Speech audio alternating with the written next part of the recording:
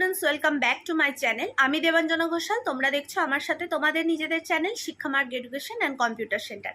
আজকের আলোচ্য বিষয় Bardhaman university BA 4th semester general বা পাশের এডুকেশনের সাজেশন। 2024 সালের জন্য যে প্রশ্নগুলি পরীক্ষায় আসার মতো সম্ভাব্য এবং অধিক গুরুত্বপূর্ণ, সেই প্রশ্নগুলি আমি আমার ব্যাচের ছেলে মেয়েদের সাথে আজই শেয়ার করলাম। তাই তোমাদের সাথেও আগের সেমিস্টারগুলোর মতোই শেয়ার করে দিচ্ছি। যদি তোমাদের মনে হয় ভিডিওগুলো তোমাদের একটু উপকারে আসছে, তাহলে তোমরা চ্যানেলটাকে সাবস্ক্রাইব করে অল নোটিফিকেশানটা অন করে রেখো এবং তোমার বন্ধুদের মাঝে বেশি বেশি করে শেয়ার করো, কারণ তোমার একটা শেয়ারিংয়ে তোমার বন্ধুটার হয়তো অনেক বেশি উপকার হতে পারে।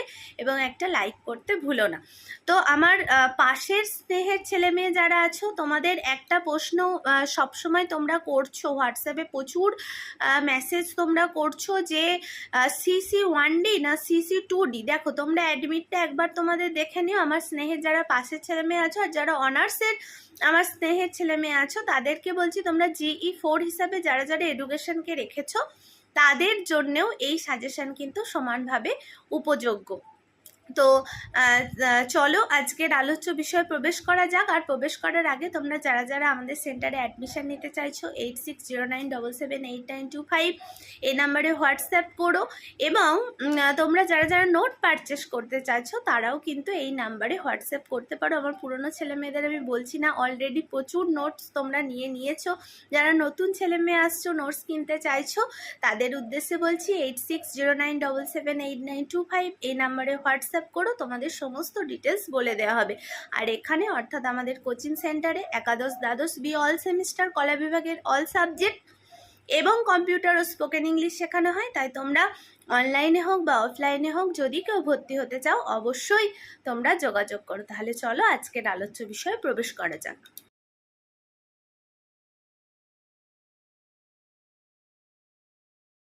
আচ্ছা দেখো, তো BA 4th semester general pass education suggestion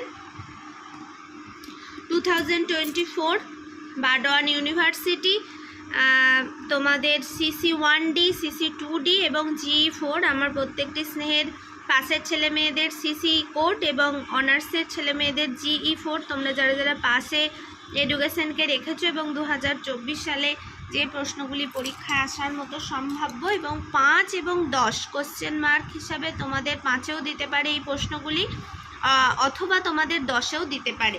তো প্রথম প্রশ্ন যেটা আছে, ভারতে ইংরেজি ভাষার মাধ্যমে পাশ্চাত্য শিক্ষা প্রবর্তনে মেকলে ও লর্ড বেন্টিংয়ের ভূমিকা লেখো। 2 নম্বরের প্রশ্ন দেয়া হয়েছে, 1813 সালের সনদ আইনের শিক্ষা বিষয়ক ধারাগুলির স্বরূপ ও তাৎপর্য লেখো।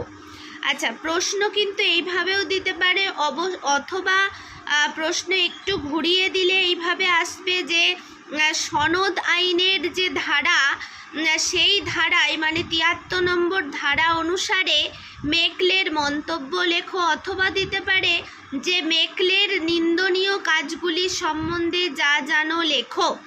আচ্ছা, এটা তো আমি দিয়েছি 3 নম্বরের প্রশ্ন, মেকলের নিন্দনীয় কাজগুলি সম্বন্ধে যা জানো লেখো। এইগুলো কিন্তু তোমার অপশন হিসেবে দিতে পারে বা প্রশ্ন ঘুরিয়ে দিতে পারে। আচ্ছা, 4 নম্বরের প্রশ্ন, স্ত্রী শিক্ষা প্রসারে বা প্রচারেও হবে শ্রীরামপুর মিশনের ভূমিকা লেখো। খুবই গুরুত্বপূর্ণ প্রশ্ন। 5 নম্বরের প্রশ্ন, রেভারেন্ড অ্যাডামের 3টি বিবরণীতে প্রকাশিত দেশীয় শিক্ষা ব্যবস্থার পরিচয় দাও। অথবা প্রশ্নটা এইভাবে দিতে পারে যে দেশীয় শিক্ষা ক্ষেত্রের ওপর অ্যাডামের 3য় রিপোর্ট যে গুরুত্বপূর্ণ, কতটি গুরুত্বপূর্ণ ছিল সেটি সম্বন্ধে লেখো। অথবা দিতে পারে যে অ্যাডাম বাংলাদেশের কোন কোন অঞ্চলে শিক্ষা বিস্তারের অনুসন্ধান চালান এবং অ্যাডামের বিবরণী থেকে আমরা যে সাক্ষরতার হার জানতে পারি সেটি সম্বন্ধে লেখো। প্রশ্ন কিন্তু এভাবে ঘুরিয়ে দিতে পারে, উত্তর কিন্তু তোমাদের একটি হবে। আচ্ছা, 6 নম্বরের প্রশ্ন দেখো, 1854 খ্রিস্টাব্দে উডের ডেসপ্যাচে ভারতবর্ষে বিশ্ববিদ্যালয় স্থাপনের সুপারিশগুলি লেখো। অথবা তোমাদের টিকা হিসাবে দিতে পারে স্ট্যানলি ডেসপাচ সম্বন্ধে যা জানো লেখো। 7 নম্বরের প্রশ্ন হান্টার কমিশনের সুপারিশগুলি লেখো। 8 নম্বরের প্রশ্ন সাজেন্ট রিপোর্টে মাধ্যমিক শিক্ষা সম্বন্ধে কি কি সুপারিশ করা হয়েছে তা লেখো। 9 নম্বরের প্রশ্ন মহাত্মা গান্ধীর বুনিয়াদী শিক্ষা ব্যবস্থার বৈশিষ্ট্য সম্বন্ধে যা জানো লেখো। 10 নম্বরের প্রশ্ন গ্রামীণ বিশ্ববিদ্যালয় কাঠামো উন্নয়নের জন্য রাধাকৃষ্ণন কমিশনের সুপারিশগুলি উল্লেখ করো।